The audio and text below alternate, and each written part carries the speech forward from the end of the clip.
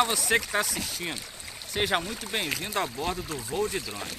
Eu sou Renato Freitas e ela... a garota voo de drone? Ela é a mulher voo de drone, Luzimar. Ele me promoveu. Estamos aqui na Ilha de Itacuruçá. Voltamos aqui, temos alguns vídeos, alguns voos por aqui. Você pode ver, ó, vai passar aqui em cima, caso você queira assistir. Mas daqui pra frente, vou mostrar alguns voos que eu fiz de volta na ilha, pegando alguns lances. Então, se quiser ver belíssimas imagens aéreas, é que o braço tá doendo, terrestres, deixa um joinha, se inscreve no canal e vem comigo, porque a gente vai de caiaque.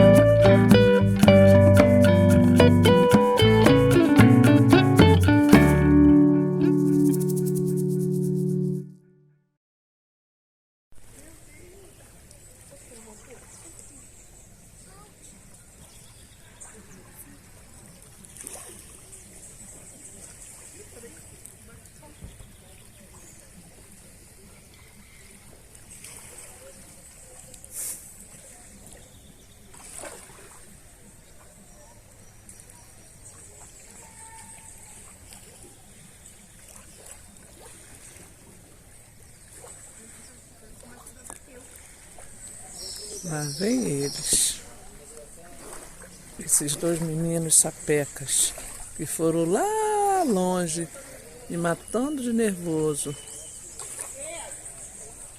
Lá vem eles.